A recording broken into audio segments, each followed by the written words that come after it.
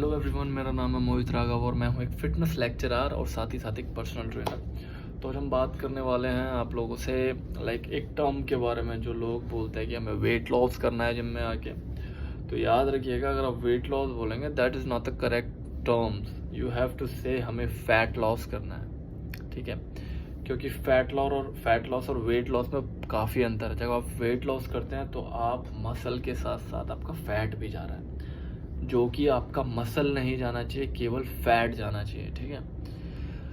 क्योंकि अगर आप वेट लॉस कर रहे हैं और आपका फैट के साथ मसल भी जा रहा है तो याद रखिएगा आपकी स्ट्रेंथ कम हो रही है। और जब आपकी स्ट्रेंथ कम हो रही है तो आप थका थका महसूस करेंगे, आपकी मसल्स में उतनी पावर नहीं होगी क्योंकि आपने मसल भी गवा दिया फैट के साथ। और जब आप वेट लॉस करते हैं तो आप केवल कार्डियो पे ही ध्यान देते हैं, आप कार्डियो करे जा रहे हैं। लोगों को देखा मैंने, ट्रेडमिल पे भागे जा रहे हैं भाई, एक एक घंटा आधे आधे घंटा। वो सोच रहे हैं उनका वेट लॉस हो जाएगा, एकदम सही सोच रहे हैं वो, उनका वेट लॉस हो जाएगा लेकिन उनका मसल भी गिर जाएगा। और जब उनका मसल गिरेगा तो उन्हें फील होगा कि उनमें उतनी पावर नहीं है, उनकी मसल्स में अब उतनी ताकत ही नहीं है क्योंकि मसल का साइज़ ही छोटा हो गया। आपका जब मसल ही गिर गया, आपका मसल ही डिप्लीट हो गया, आपका मसल ही अट्रोफी में चला गया, तो क्या होगा? आपकी मसल में स्ट्रेंथ ही नहीं होगी।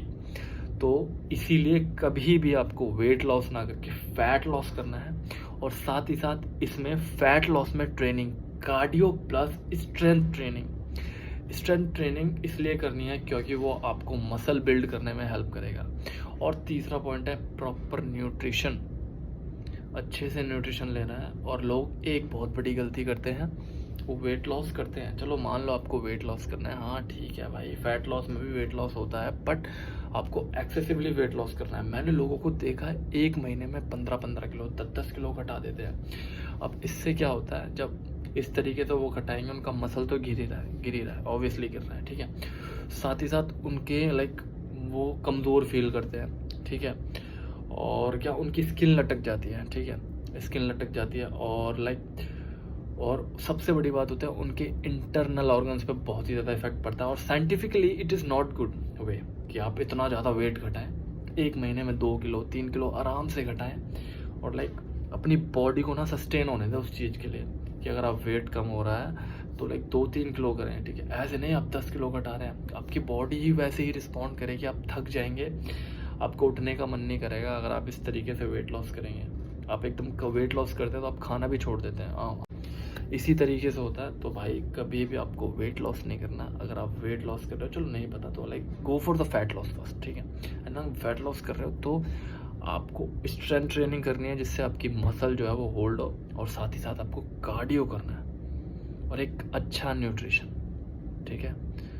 जिसमें आपको ऑयली चीज़ें कम खानी है, एक गुड फैट लेने हैं, गुड फैट जैसे घी खा सकते हो, ठीक है? वो नहीं खाना, रिफाइन सबको छोड़ना है, ठीक है? और बस इतना ही है। बैड कोलेस्ट्रॉल मतलब बैड फैट से दूर रहना है, गुड फैट को पास रखना है, अच्छे से खाना है, और इतना ही है। बाकी आपका वेट आराम से रिड्यूस हो जाएगा। और महीने में केवल 2 से 3 किलो ही घटाएं, ठीक है? ज़्यादा ना जाएं, ठीक है? तो साइंटिफिकली वो बहुत ही बेकार, आपके बॉडी पर बहुत असर पड़ता है, ठीक है? तो आई होप आपको वीडियो पसंद आएगा। Like share and subscribe. Thank you so much.